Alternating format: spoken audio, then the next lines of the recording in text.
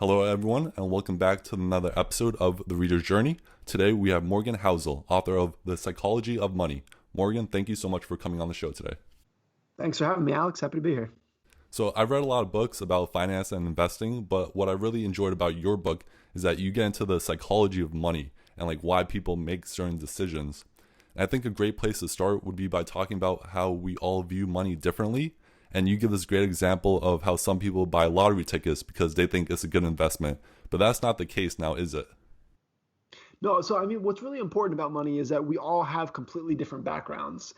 And we come from different generations, different parts of the country, different parts of the world, families who have different values. But we all tend to think about, when we are taught about money, it's taught like it's the same thing for everybody, and that everyone's going to have the same goals and the same values, and they want the same thing, even though we have totally different backgrounds that lead us to view the world through a very different lens.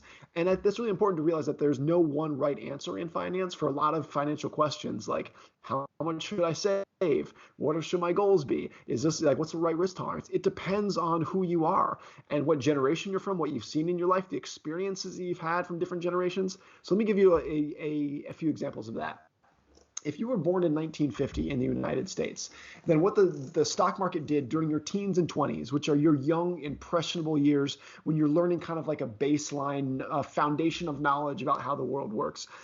In your teens and 20s, the stock market went nowhere after inflation. If you were born in 1950, you had no return whatsoever during that like 17-year period.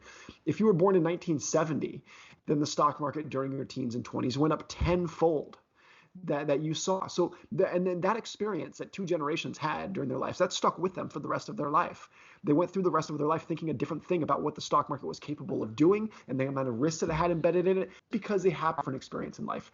The lottery ticket example that you brought up is something that's I mentioned in the book too. That I've always found very interesting, which is the demographic that buys the most lottery tickets in the United States by far. They buy the overwhelming majority of lottery tickets are the poorest Americans who come from the lowest income decile, have the lowest incomes in America. They buy most of the lottery tickets. They spend on average $400 per year on lottery tickets.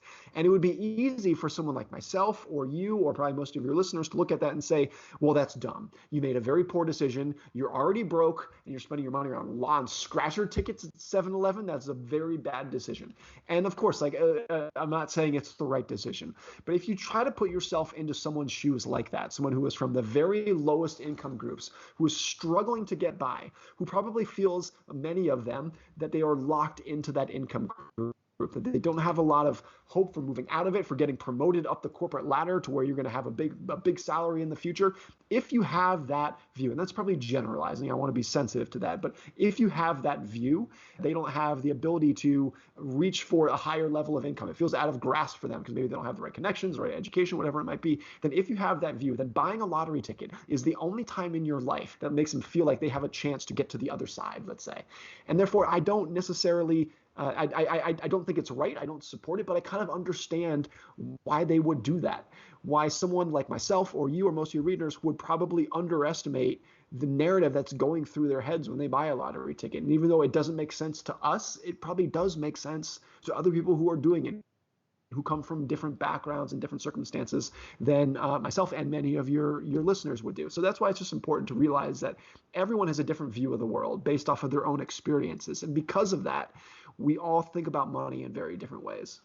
Yeah, I think that's such an important point. You may look at someone making a certain financial decision and you might ask, hey, you shouldn't be doing that. But once you step into their shoes, you kind of understand where they're coming from and why they're doing what they're doing. So I think that's a great point you make in the book.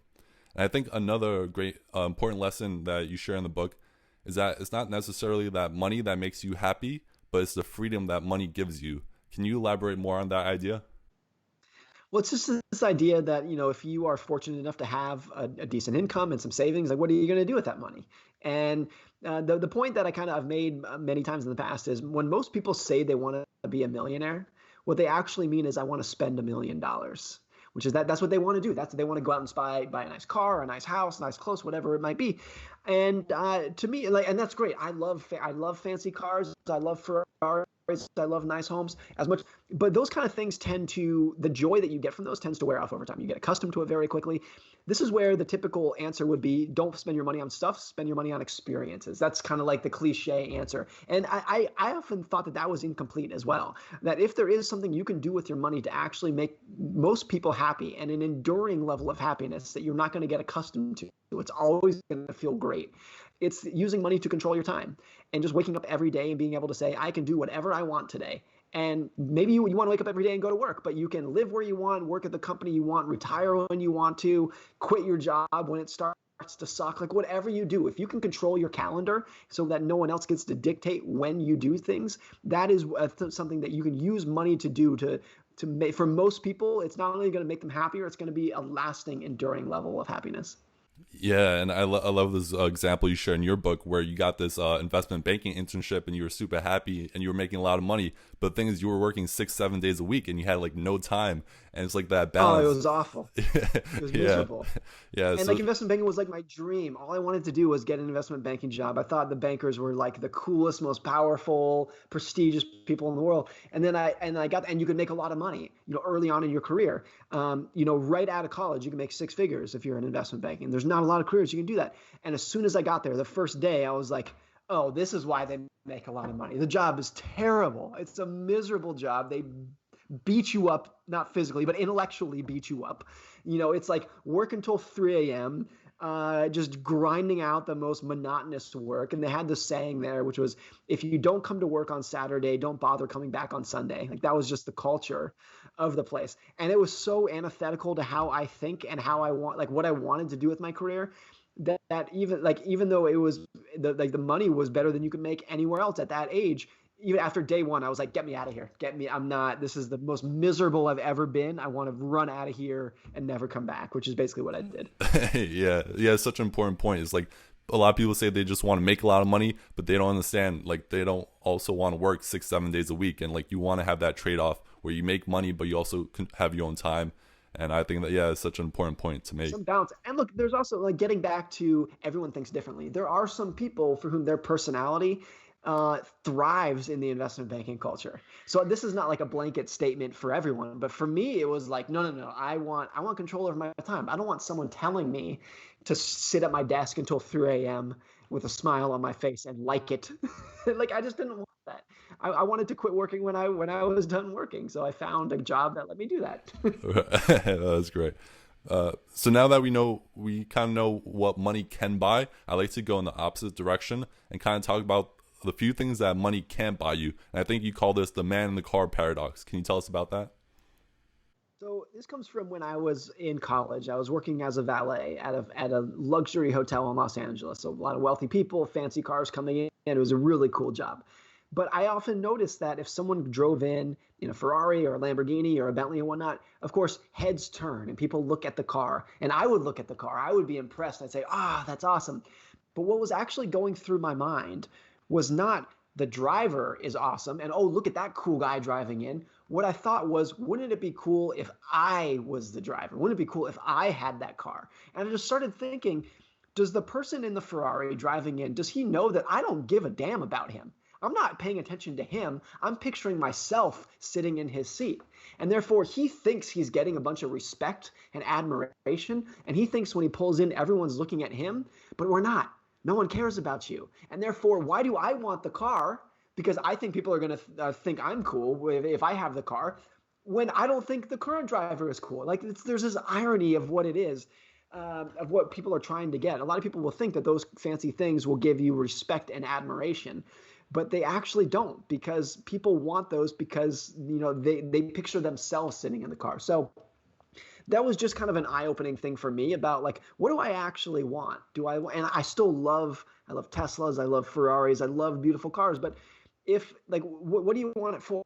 Do you want to buy it because you think it's going to gain you respect and admiration, that people are going to look at you and say, oh, Alex is cool, Morgan's cool, they got a cool car? Like, that's probably not what's going to happen. People are going to see your car and wish that they had it. They don't care about you. So that was a big kind of development for me of when I started thinking about what do I actually want to do with money? If I'm lucky enough to have some one day, what am I actually going to do with it? And that's why I drive a RAV4 and not a Ferrari.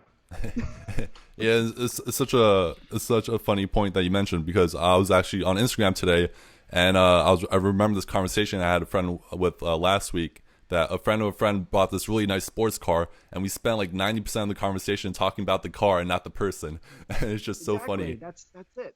And look, I still might, if I'm lucky enough, I still might get one day. This is not like a plea to live like a monk. It's just realize what you're getting yourself into when you do this, and like what is the purpose of doing this. And I think for a lot of people, the purpose of nice stuff, whether it's a big fancy house or nice clothes, is that you think other people are going to look at it and give you respect. And there is that to some level. I don't want to say, pretend this is black and white, but it was just shocking to me how little I cared about the people who thought that I cared about them.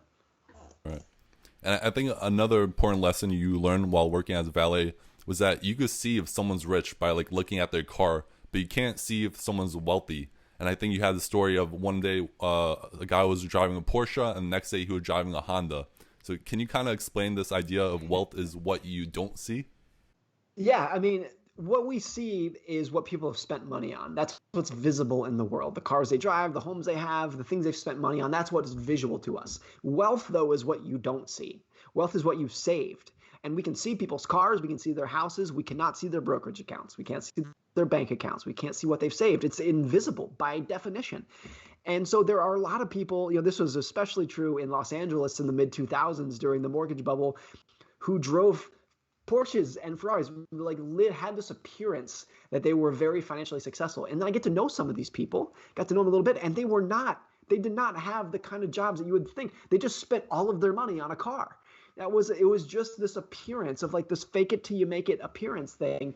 But the actual wealth, like they were not wealthy at all. So this guy that was a member at the club that I worked at, he had a really nice Porsche, and one day it was gone, and he basically said like he couldn't afford it anymore and it got repossessed. And I was like, I thought you were rich. I thought you had money. You can't even make your car payment. Like you're broke. And it was just this total shift of, I went from like admiring him, like maybe like a financial role model, because he was young too, and he had this nice car, and I was like, I want to be like this guy. And then all of a sudden it was like, no, you're broke. I'm the valet, the guy who was parking your car. I had so much more wealth than he did. Like he couldn't afford his car payment. So that was like an eye-opening thing for me.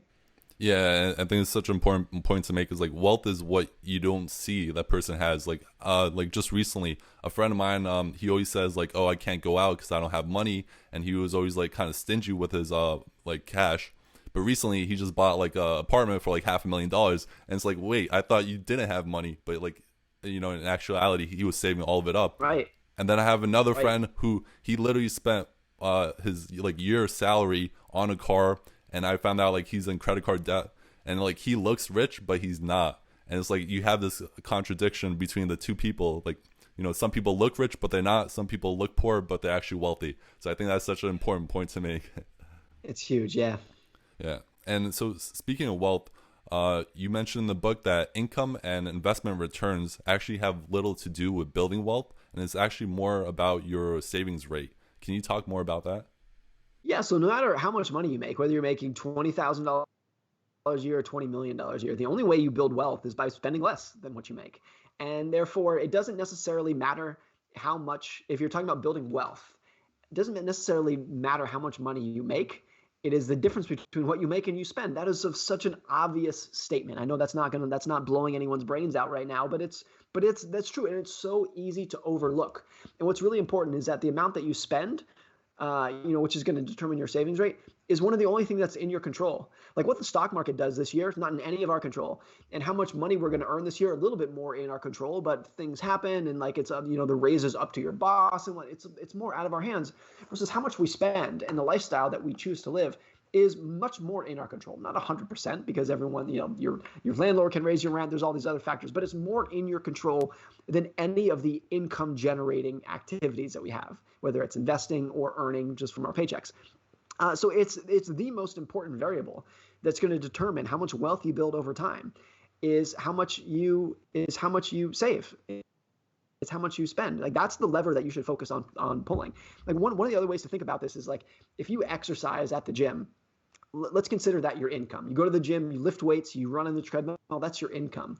But if as soon as you leave the gym, you head to Krispy Kreme and you eat a dozen donuts, it's all counteracted. So what really matters from exercising is not how much you work out, it's how much you work out and then don't eat afterwards. It's that gap. And it's the same with money. It's like, it's not necessarily how much money you make, it's how much money you make and then don't spend. It's like where you don't spend afterwards. That's the variable that really moves the needle over time. Yeah. And it just reminded me from this point, from the Algebra of Happiness by Professor Galloway. He talks about he had a friend who was making $1 million a year, but he was spending 1.3 million, and he was actually broke. And then his parents were only making 80,000 a year, but they were only spending 30,000, and then his parents were rich technically. And it's a fascinating concept that income doesn't really equal, wealth. It's so basic, and when you hear that, it's like, duh, of course that's the case, but it's a really prevalent problem that a lot of people overlook. Totally. So we know saving more is a valuable piece of advice, and you also advise people to be okay if 50% of their investments go bad, because they could still make a fortune. And it seems counterintuitive, but can you explain this concept of how tail ends drive everything? It's a really important thing in a lot of areas in life, that tails, that a minority of events will determine a majority of your results. And it's true in the stock market as well, where if you look at just like a basic index fund, a conservative low-cost index fund that is made up of, 1,000 stocks, let's say. So it's very diversified. Over a long period of time, over 20 or 30 years, the majority of the stocks in that index, the majority of the individual components in that index will be terrible investments. Terrible investments. A lot of them will go to zero, like a substantial portion. Historically, about 40% of those will go to zero. And the majority of your index returns will come from a tiny portion of the investments that you make. So in an index of 1,000 companies, you might have half of them that effectively go out of business, and then effectively all of your gains are going to come from 50 companies that do extraordinarily well. They turn into Amazon, Facebook, Google, those kind of companies. It's not intuitive that you can be wrong half the time and still make a fortune. But that's how a lot of things in finance work. It's true in business, where you have companies like Apple that has experimented over the decades with dozens of different products. But there's really only one that moved the needle, which was the iPhone. That's what changed everything. It wasn't the Mac, Lisa, all the other products. Like the iPhone just did everything. It's the same for Amazon. Amazon has experimented with dozens of different things. But the only products that actually matter for the company is AWS and Prime. Those are the two products that just move the needle for good. So, those tails are all around us, and it's important to realize that it's normal, because it's not intuitive to think that if you just go out and buy 10 stocks and after 5 years, 4 of them have gone out of business, you think you screwed up. But that's actually, if that's your batting average, so to say, that's good. That's what you should expect. That's like the baseline assumption of what you should expect. So coming to terms with a normal loss rate and a pretty high loss rate in what you do is not intuitive, and it's not easy, but it's a really important part of finance. Yeah, and I really like the piece you had about Warren Buffett, where he shares he's made around 500 investment decisions, but about 10 of those have been responsible for the majority of the returns. If you even take out... And actually... what's interesting about that? I wrote that before Apple stock blew up this year. I'm pretty sure, I haven't run these numbers, but I think Apple, that Buffett's investment in Apple has made more money from that one company than probably the huge majority of all the other stocks he's ever owned. It might be close to what he's made on Apple is bigger than all he's ever made in the stock market on everything else together. And so that's always how it works. You go down any great investor, that's the case. Benjamin Graham, I read about in the book, who is Warren Buffett's mentor, like the father of value investing. He owes all of his investing success, his career success, to one stock, Geico. If you take that out of his track record, he was a know-nothing investor. And what's really interesting about it, this is a slightly different topic, but buying Geico for Ben Graham broke every one of his rules. Like the rules that he lays out in the textbook, never do this, always do this. He broke every rule to buy Geico. And it turned out to be the only investment that he made that actually made him a great investor over time. Yeah, so it's so funny. Like when I look at my own portfolio, I was lucky enough to buy a couple of stocks of Tesla, and like the Tesla gains from this year have just been incredible and responsible for like the majority of the returns. And it's like that one stock is driving the majority of your profits or the money that you made. And speaking of Buffett, this is a perfect segue because this was like my next question. I love to talk about how powerful the compound effect is, because you mentioned how Warren Buffett made 90% of his net worth after his 65th birthday. And Yeah. it's hard to believe that. But can you share that story? Yeah, so Buffett is today worth, let's just round and say $90 billion. It's in that range. But if you look at the course of his life, because he's been famous for a long time, so there's a lot of information to go back. When he was 60 years old, I'm fairly pretty sure this is right. When he was 60 years old, his net worth was 3 billion. When he was 50 years old, his net worth was 3 billion. So you can just do the math from there. Like the huge majority, more than 90% of his net worth came when he was over 50, 60 years old. So it's not, but that too is always going to be how compounding works. That the gains in the early years are nothing exciting, and then they get better, and then the later years they just explode. And what's really important about Buffett is that he's been investing full time since he's been 11 years old, and he's currently 90. So, and that is why he is successful. If Buffett started investing when he was 25, like a lot of people would, and then retire when he's 60, like a lot of people would, you'd have never heard of him. You'd have never heard of his name, even if he earned the exact same annual returns during that period of time. You would have never heard of him, because his net worth would have been like, I write about this in the book, his net worth would have been like 10 or $15 million. He would have had a nice, lovely retirement. He could have bought a house in Florida and lived out his day, but you would have never heard of him. The reason he's successful is because of time. Like, he's a great investor, but his secret is time.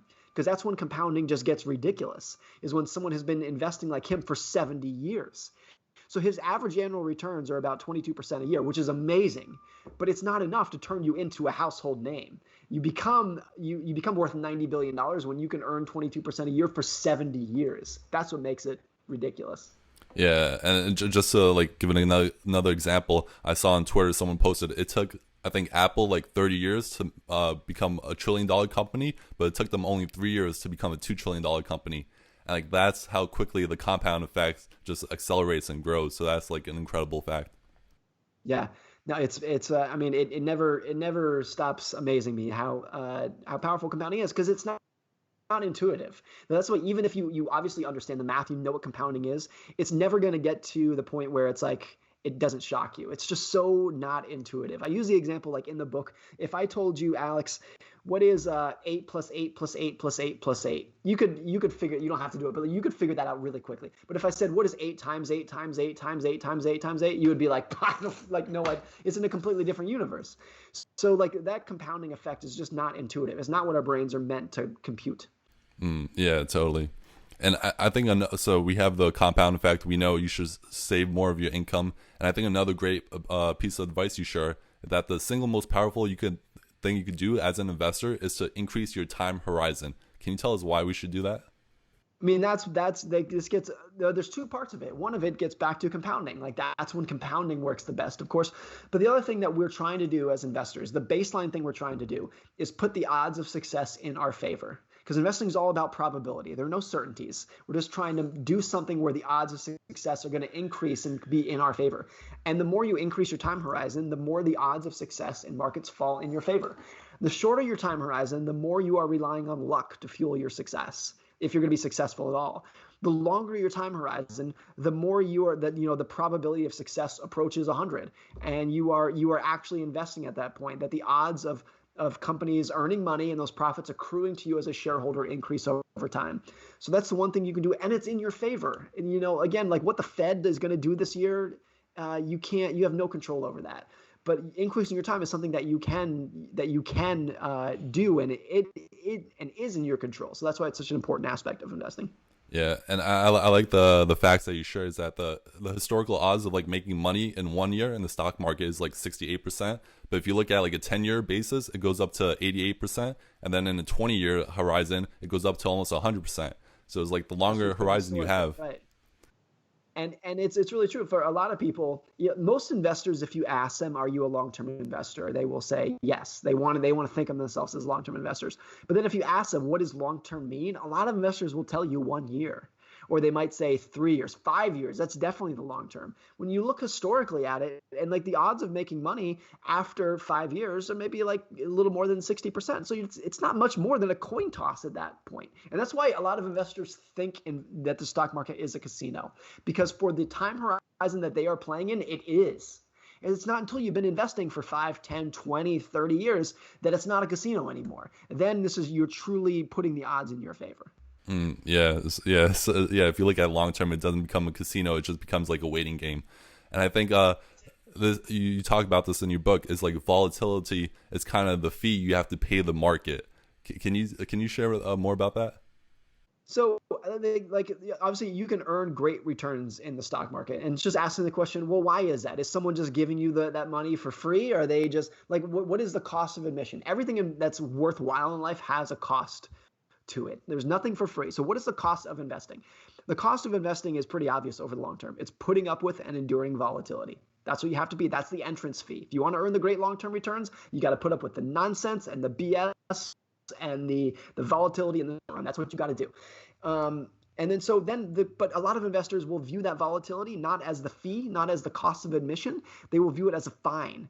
Like they screwed up, they did something wrong, and they should not do this again. Like they got pulled over by the police and they're in trouble. And once you view volatility as a fine, something that should be avoided, that you don't want to do, you start doing all these crazy things to avoid it. You're trying to sell stocks before the next recession, trying to avoid the volatility. How do you hedge your portfolio? Whereas if you view it as a fee and a worthwhile fee, then you realize, it just moves you towards this mindset that rather than trying to avoid volatility, you should just learn how to deal with it and endure it and put up with it and realize that it's a fee worth paying, that you're going to get a great return for paying that fee. You go to Disneyland and you pay like $100 to park your car. It's ridiculous. But people think that fee is worth it because they're going to have such a good time with their family in there. So once you realize that the fee is worth it and it's not a fine, you're not in trouble, you didn't do anything wrong if your portfolio goes down 20%, then it just becomes easier to deal with volatility. And it goes back to the point we made earlier. Like the longer your time horizon, the better it is. And even if half the investments don't work out, you still have a great chance of making a ton of money from it. So yeah, it all just comes together. And so you also talk about how, let's say someone is successful and they are rich, and it's only human psychology that people get greedy. Like you talk about Bernie Madoff and Gupta. And can you share how we could kind of prevent ourselves from going over that edge and getting too greedy? It's always just this idea that there needs to be a concept of enough for everyone. You need to have this idea of, yes, you're going to take risks. Yes, you're going to be ambitious. You're going to swing for the fences, but you have to have a sense of enough, because if you don't, you're going to keep pushing the envelope until you make a really regrettable decision, whether that's you go bankrupt or you end up in jail like these two guys that I wrote about, who are two guys, Bernie Madoff, well known, and another guy named Rajat Gupta, who were both very successful in their own right. A lot of people don't know this about Bernie Madoff, but before he started his Ponzi scheme, he was ridiculously successful in a legitimate, non-fraudulent business. There's some estimates that he made $50 to $100 million legitimately, not robbing people, but from a real business. And he still thought that was not enough.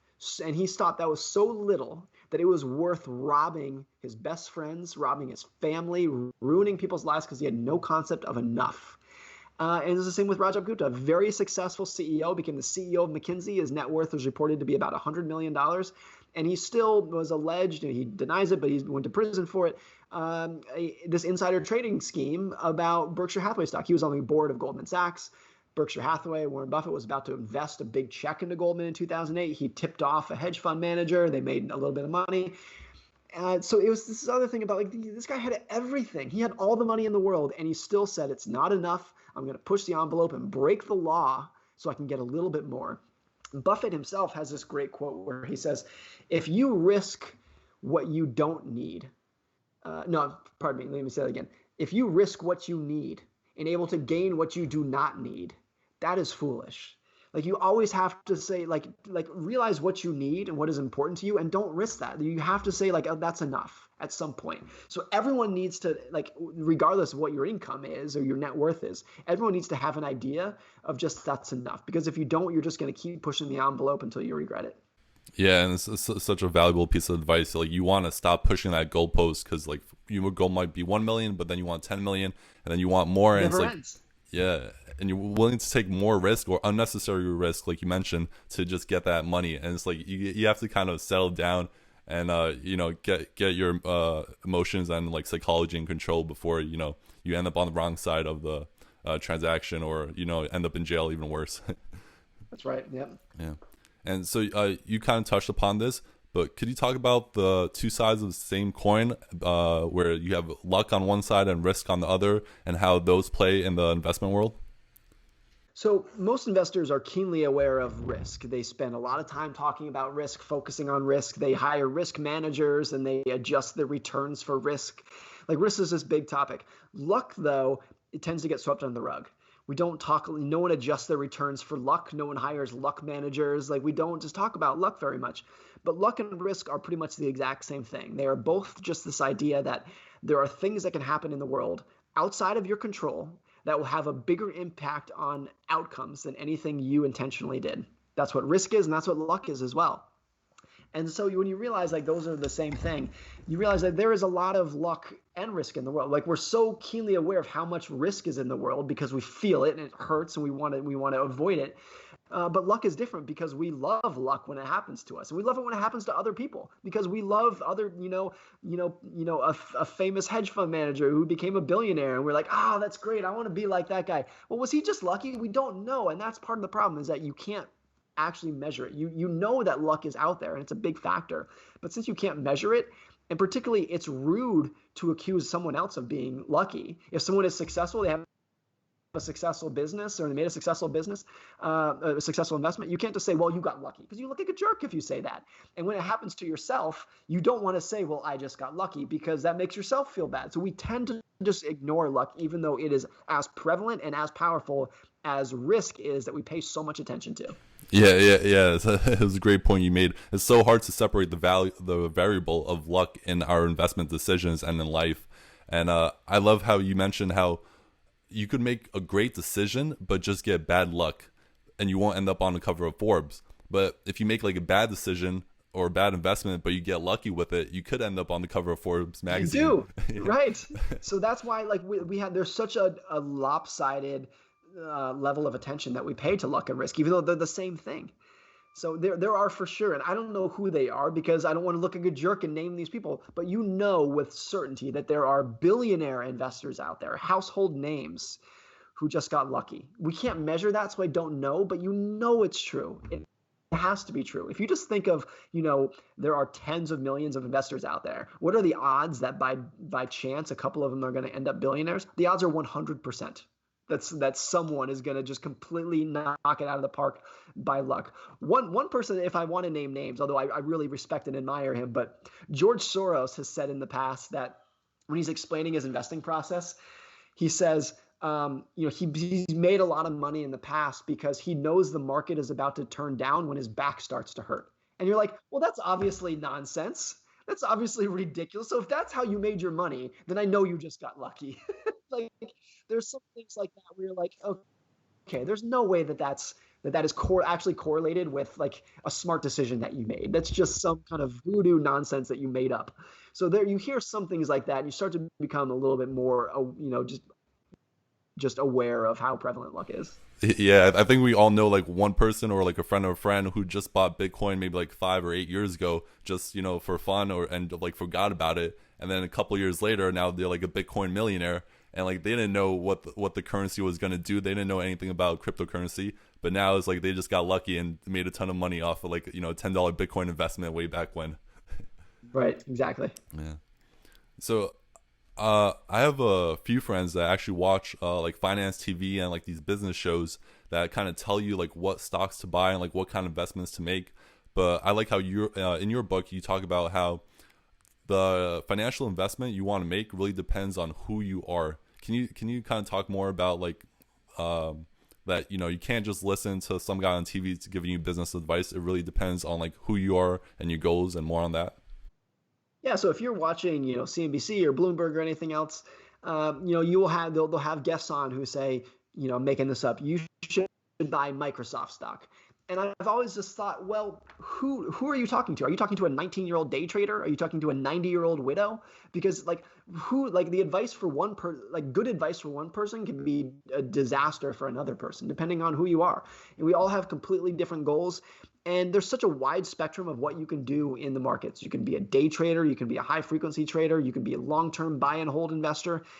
So the idea that that you can go on and talk to a big TV audience and give like one size fits all advice, is crazy, but that's what we tend to get. And I don't blame people for like that, because you can't go on TV and give individual advice for everyone out there, but you have to realize that there are multiple games being played in the financial world, from day traders and high frequency traders to long-term investors. And you got to be really careful that you don't take your cues and take your advice and information from people who are playing a different game than you. Because look, if you are, you're 20 years from retirement and you own a bunch of low cost funds and you're just going to invest for the next 20 years. And then you turn on CNBC and it's a guy who's saying, you need to sell, you need to get out. There's a recession coming, sell now. That might be great advice if you are a short-term trader and you are being judged based off of your monthly returns, like a lot of hedge funds are. But if you're someone who's going to retire 30 years from now, that advice does not apply to you at all. It's not relevant to you. So it's just really being, being aware that people are playing different games and only seeking out cues and advice from people who are giving advice to the same game that you are playing. Yeah, that is such a great point. It's like, it really depends on your situation and your goals. And like, you can't give a blanket, financial advice. Just like when people ask me for book recommendations, I can't just recommend one book for everyone. It really depends what you're interested in, what you want to learn. And you really want to give like tailored specific advice to that person. Yep, exactly. And so, speaking of giving advice, what would you tell someone? Let's say they're 25 years old. They're out of college. They have a job. Like, what kind of financial advice would you give them? Like during this time? I mean, it's so different during this time because so much depends on, do you have a job? Are you going to maintain your job? Have you been laid off in the last 6 months? Like, everyone got thrown upside down right now. But I think if there's just a lesson from 2020 that applies to a lot of people in their finances, it's just the value of room for error in your finances. You go back to February of this year, and a lot of businesses were at all-time highs. People felt like their employment prospects were great. Unemployment was the lowest it had been, I think, ever. It was all-time low. And then poof, like boom, everything's gone. A lot of businesses went bankrupt. Tens of millions of people lost their jobs that are still out of work. And I just think that's it. Actually, if you look back throughout history, like dealing with what we've dealt with in 2020 is unique. But every 10 years or so, the world breaks and the world falls apart pretty consistently every 10 years. Whether it is, this year we had COVID-19, 2008 was a financial crisis, September 11th and the dot-com bust, the collapse of the Soviet Union, the huge inflation of the 1980s, JFK being assassinated, the Cold War, World War II, the Great Depression. Every 10 years, there's something that just rattles the whole world. And when you realize that is just like an enduring characteristic of history, it leads you more towards saying, okay, I want to have a bigger buffer in my finances, more room for error, more cash, more bonds, more savings than I thought I needed during the boom times. And what's important about this is that a lot of people will say, well, that money that you have in cash and bonds, you're not earning a good investing return. Don't you want to invest in the stock market? Which, of course, in an ideal world, yes. But in the real world, where you have periods where 40 million people lose their job in a month because of a virus, no, you want to make sure that that the odds that you will ever be forced to sell the stocks that you do own are as low as possible, so that you can endure a Category 5 hurricane in your own life, your own financial life, and your job prospects, where you get knocked on your rear, and you can still get up and say, look, this sucks that I got laid off, or there's a medical emergency, whatever it is, but I still have enough cushion and enough room for error to endure it. And therefore, the stocks that I do own, I'm going to let those compound forever. Charlie Munger has this great quote where he says, the first rule of compounding is to never interrupt it unnecessarily, which I love. Like that is why people need room for error, is specifically because of that. Yeah, it's such a valuable piece of advice. You want to have that cushion. And it's just fascinating how like the biggest things that move the stock market are always the things like we don't see coming, like COVID-19. No one saw that coming. The financial crisis, like no one's believed in that. And like you want to have that cushion because you never know what's going to happen. Because like the biggest things that move the needle are things that are impossible to predict. Like September 11th, outside of a few people from Al Qaeda, no one could have seen that coming. It was an unknowable thing. So it wasn't that the forecasters, got it wrong. It's just that it was unknowable. COVID is a similar thing. Like we know that the risk of pandemics has always been there, but do we know that it was going to be this kind of virus, this powerful, happening at this time? No one could have known that. So, and that's always the case, that the thing that matters the most is the risk that you don't see. The risk that we see and that we're talking about and the newspapers are writing about, it's not that they're unimportant, but since we're talking about them, we can prepare for them. We can adapt to them and adjust to them. It's the things that we don't see coming that just completely shock us and really shake the system up. Yeah, yeah, it's crazy. No one saw this coming in 2020. And I have to ask you, since you do cover like finance for a living, like what do you think is going on with the stock market right now? Because like the unemployment rates are up, small businesses are closing down, but the stock market is like at an all time high, and like Apple is 2 trillion, Amazon's about to hit 2 trillion. Like what do you think is going on in the stock market? I think there's a few possible explanations for this. One of which is always just maybe it's crazy. Maybe this is just the next bubble and there's no way to justify any of this and it's all going to come crashing down. Of course, that's a possibility. If there are some factors in which I think could try to justify where we are in the stock market, it's something like this. When we look at the S&P 500 or the Dow Jones, we think that's like a very big diversified index. It has 500 companies in the S&P, which is true. But there's so much concentration among just a handful of companies that Facebook, Amazon, Apple, Google, Microsoft, just those 5 companies make up more than a quarter of the market. And those companies, those businesses are doing phenomenally right now because there's so much business. Like if you're Amazon, your sales are completely off the charts. Microsoft, Google, they're doing better than ever. And since they make up a disproportionate share of the stock market, that's where you get these things where Main Street businesses and even small public companies are struggling like never before, but the market's at an all-time high because the market is reflecting these 5 companies. So that's one of the things. The other is that, there's just a ridiculous amount of support from the Federal Reserve right now. They're just blasting trillions of dollars throughout the economy. And the explicit goal to doing that is to prop up asset prices. So it's not even like a side effect. It's like, no, this is what they're trying to do. This is like this is what they want to have happen. They want the stock market to go up so that people will be richer and they will go out and spend money. That's the purpose of it. So that's another point of it. The other thing is just like outside of the Federal Reserve, there's so much stimulus from the federal government in terms of enhanced unemployment checks that are now expired, but the stimulus package, the Paycheck Protection Program, we had this really weird thing where we have the highest unemployment rate since the Great Depression, but incomes and spending is at an all-time high. Like it's this totally weird divergence. So if you think that spending, retail sales are the highest they've ever been this month. So like, is it that crazy that the stock market's at an all-time high? A lot of the money is shifted around, like travel and movie theaters are zero, but home improvement is off the charts. So it's just been shifted around a lot in a way that masks this dichotomy of so many businesses struggling, but so many businesses and the stock market thriving better than ever before.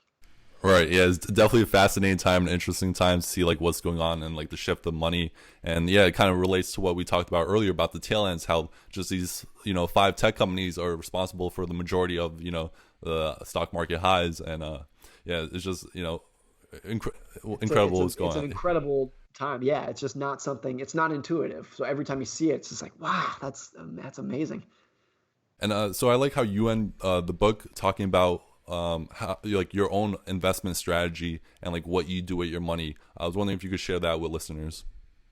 Yeah, it's really simple. I can explain it in like 10 seconds because it's so simple. I dollar cost average into Vanguard index funds. We've paid off the mortgage on our house so that our personal finances are pretty solid. There we don't, there's a lot of room for error there. And that's it. That's it. I mean, that's what we do with our money. It's really simple. And I just don't think it needs to be very complicated. I think if you're dollar cost averaging into some index funds and you are able to hold them for 30 or 40 or 50 years, if you can actually do that, and you're able to do that because your personal finances, your personal debt is at a very low level, then I think like the odds that I check every box of financial goals that I have for my family seem pretty high. So that's like, I don't need to complicate it anymore because I think the odds of hitting all my goals are there. So why I don't see any need to pull any more levers. So I keep it as simple as humanly possible. That might change over time. I'm not a passive investing zealot where I think, and like anyone who tries to beat the market is a fool. Like, no, I'm not that whatsoever. It's totally possible that I could change my investing strategy, invest in other startups, other funds, whatever it might be. But right now I just keep it as plain vanilla simple as possible. Yeah, I love how you kind of take your own advice, save a lot of money, and just have like a long time horizon and let the compound effect work as magic, and it'll pay off. That's it. It's simple, and it's so simple that a lot of smart people can't take it seriously. They want to think it should be more complicated, and they want to put their big brain to use and do something special with it. But I just don't think it needs to be complicated. Yeah. I mean, that's wonderful to hear and to know like your investment strategy doesn't have to be something crazy. It could be simple and it'll work. And so, Morgan, I'm really enjoying the conversation we have, and there's a ton of lessons we still could cover, but I know we're coming close on time here, so I want to ask my closing question, which are, what are 2 books that had a major impact on you, and how did they change your life? That's good. I have one book that I've talked about so much before. The book that did change my life. I'll try to think of some others to mix it up, but it's a book called The Big Change by a historian named Frederick Lewis Allen. So I'll leave that there, but I'll come up with a couple others. One is a book that is not very well known. I've never heard anyone else write about it, talk about it, but as a guy, I'm pretty sure the author's name is William Dawson, and the book is called A Quest for a Simple Life. And he was living in London in, I believe, the late 1800s, and he moves to the country for his quest for a simple life and he just examines what matters to him in life and what his goals are and what's actually like, what is the purpose of life. And it's so well written and so thoughtful that had a big impact on how I think about goals in life and what really matters, the quest for a simple life. I loved it. One other book that had a big impact on me is a book by a guy named Sam Arbesman, who wrote a book called The Half-Life of Facts, which the headline explains it all. It's just the long history of facts, things that we think are rock solid proofs of science that are actual, not just hunches, but are facts that we ended up realizing are not facts. And this is true in almost any scientific field, physics, chemistry, biology. Like he opens a book with this example that I really love of like the number of animals that were once deemed extinct, not just endangered, but officially deemed extinct, that people go on to find these animals, like find other, that they realize they're not extinct. It's like 70% of animals or something along the lines of animals that are deemed extinct that we go on to find. So like facts change, like things that we think are facts. That had a big impact on just thinking about the world with a greater level of humility and realizing that there's actually a lot that we don't know, and there's a lot of things that we think we know that are not true. Awesome. Well, I haven't read any of those books, so I'll definitely look into it. Yeah, I've heard the third one before about the Half-Life of Facts, so I'm definitely really interested in that one. So Morgan, I'm sure listeners will want to learn more about you and follow you on social media. Can you tell people where's the best place for them to go? The best is Twitter. That's where I spend most of my time. My handle is Morgan Housel, first name and last name. Awesome. And The Psychology of Money, when does it come out? September 8th. September 8th. Well, everyone, if you're interested in finance or investing, I highly recommend getting this book. I give it 5 out of 5 stars. It was a fascinating book. I learned a lot. And Morgan, I just want to say thank you for taking the time today to come on the Reader's Journey with us. It's been wonderful, and I wish you the best of luck with your book launch. Thank you very much, Alex. This has been fun. I appreciate it. Thank you.